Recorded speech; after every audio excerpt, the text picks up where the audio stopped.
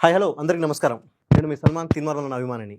ఈ రాష్ట్ర ప్రభుత్వం ఎలా ఉందంటే, బ్రతుకున్న పేద ప్రజలకు మెతుకు అన్నం పెట్టదు, కానీ చనిపోతే 5 లక్షలు ఇన్సూరెన్స్ ఇస్తా అని చెప్పి బతుకుతున్న ప్రభుత్వాలు ఇవి. 79 సంవత్సరాల నుంచి మనం బతికే బతుకులు ఇవి. పోనీ చనిపోయిన తర్వాత అయినా ప్రజలకు ఏమైనా సహాయపడుతున్నారంటే అది కూడా లేదు. తీన్మార్ గారు, తెలంగాణ రాజ్యాధికార పార్టీ ప్రెసిడెంట్ తీన్మార్ గారు, ఎవరైతే సాయి ఒక 2 months బ్యాక్ పెట్రోల్ పోసుకొని తను ఆత్మహత్య చేసుకున్నాడు, ఆ కుటుంబానికి ఇచ్చిన మాట మేరకు 15 లక్షల రూపాయలు వాళ్ళ చేతికి ఇవ్వబడింది 17th January రోజు. ముగ్గురు పిల్లల పేరు పైన 5 లక్షల రూపాయల ఫిక్స్డ్ డిపాజిట్ చేయబడింది.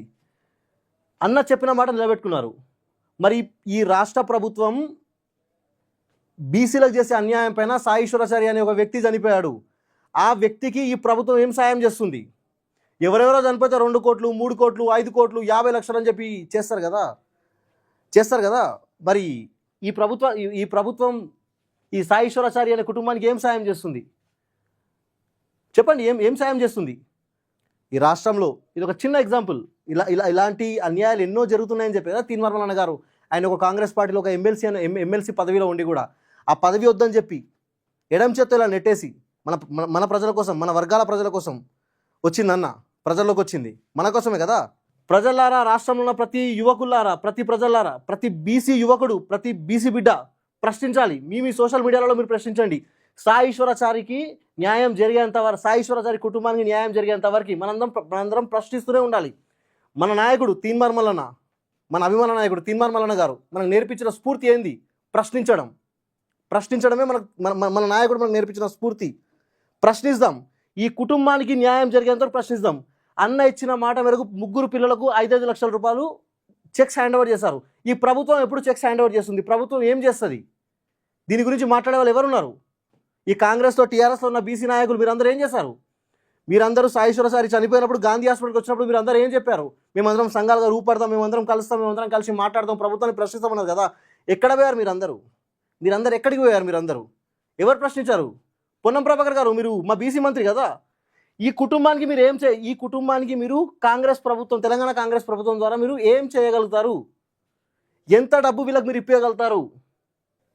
ఇది ఒక ఎత్తు అయితే, ఇంకొక ఎత్తు ఎస్టీ బిడ్డ, ఆదిలాబాద్లో ఒక ఆదివాసీ బిడ్డ పైన, ఆ ఆదివాసీ బిడ్డని రేప్ చేసి తన ప్రైవేట్ పార్ట్స్లో కారం జల్లి ఆమెను ముక్కలుగా నరికి మొత్తం ఎక్కడ పడితే అక్కడ మొత్తం విసిరేశారు అడవిలలో.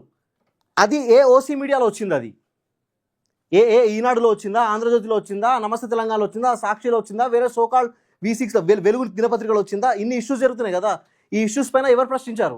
ఆ ఇష్యూస్ ఏమైనా ఈ పేపర్లలో వచ్చిందా? పోనీ తీన్మార్ గారు ఇది 15 లక్షలు డొనేట్ చేస్తారు కదా, ఇది ఏ పేపర్ వాళ్ళు వేశారు? వేయలేదు. అక్కడ ఆదిలాబాద్ అడవిలలో ఒక ఆదివాసీ బిడ్డను రేప్ చేసి తన ప్రైవేట్ పార్ట్నర్లో కారం జల్లి అమ్మాయిని పీస్గా మొత్తం నరికి మొత్తం అడవి పాలు చేస్తారు కదా. ఏదైనా మీడియా వాళ్ళు వేస్తారా పేపర్లో? అది లేదు, వేయలేదు. ఓకే. సెకండ్ థింగ్, ఇటువంటి ఇష్యూస్ జరుగుతున్నాయని చెప్పి ఇవన్నీ అన్యాయాల్ని అడ్డుకుందామని చెప్పి తీన్మార్ గారు తెలంగాణ రాజ్యాధికార పార్టీ అని చెప్పి పార్టీ పెట్టారు.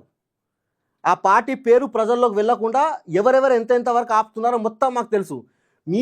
మీ ఓసీ మీడియాలు ఆపినంత మాత్రాన మేము ప్రజల్లోకి వెళ్ళకుండా ఉంటామా? మీ ఓసీ మీడియాలు ఆపినంత మాత్రాన మేము ప్రజల్లో వెళ్ళకుండా ఉంటామా? ఎవ్వరు ఆపలేరు. ఒక ఉప్పెన వస్తుంది, ఒక తుఫాన్ వస్తుంది, కొట్టుకోబోతారు అందరూ. ఒక ఎవల్యూషన్ రాబోతుంది తెలంగాణ స్టేట్లో, ఒక ఎవల్యూషన్ రాబోతుంది. కొట్టుకోబోతారు మొత్తం. మీ ఓసీ మీడియాలు, మీ పార్టీలు, ఈ రావుల పార్టీలు, రెడ్ల పార్టీలు, ఈ రెడ్ల పేపర్లు, సోకాల్ పేపర్స్, టీవీ ఛానల్స్ ఏవైతే ఉన్నాయో కదా, అన్నీ భూస్థాపితం అయిపోతాయి అతి త్వరలో. Wait for just 2.5 years. ఏం ప్రజలకు ఏం న్యాయం జరుగుతుంది? ఈ ప్రభుత్వం 79 సంవత్సరాల నుంచి ఏం న్యాయం జరిగింది? ఈ రావులు, ఈ రెడ్లు వీళ్ళే కదా మనల్ని పరిపాలించింది మొత్తం. ఈ ఓసీ క్యాస్ట్ వాళ్ళే కదా మనల్ని పరిపాలించింది మొత్తం. మనకేం న్యాయం జరిగింది? 79 సంవత్సరాల స్వతంత్ర దేశంలో మనకేం న్యాయం జరిగింది? ఏం జరగలేదు.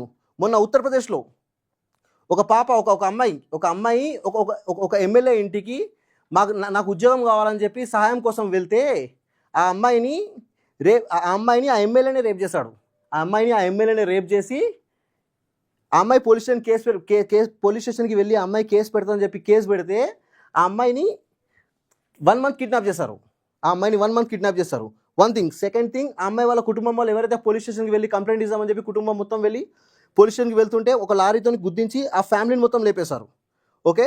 థర్డ్ థింగ్, ఈ అమ్మాయి ఎవరైతే ఉందో తను యూపీ ముఖ్యమంత్రి యోగి ఆదిత్యనాథ్ ఇంటి ముందుకు వెళ్ళి తను ధర్నా చేస్తే అమ్మాయి ఏదైతే ధర్నా చేసిందో దానికి మన ఉత్తరప్రదేశ్ కోర్టులో ఎవరైతే నిందితుడు ఎమ్మెల్యే ఉన్నాడో అతని పేరు పైన ఒక కేసు అయిపోయి అతన్ని లైఫ్ సెంటెన్స్ అని చెప్పి జైల్లో వేశారు. తర్వాత ఏమైంది, ఒక 2-3 months తర్వాత కేసు అనేది మొత్తం ఢిల్లీకి వెళ్ళిపోయింది, ఢిల్లీ హైకోర్టుకి వెళ్ళిపోయింది. ఢిల్లీలో ఉన్న ప్రభుత్వం ఎవరిది, ఇదే బీజేపీ ప్రభుత్వం. ఓకే, ఈ బీజేపీ ప్రభుత్వం, ఢిల్లీలో ఉన్న ప్రభుత్వం, ఈ బీజేపీ ప్రభుత్వం వాళ్ళు ఏం చేశారు, కేసుని డిస్మిస్ చేసి అతని బెయిల్ పైన బయటికి పంపించేశారు.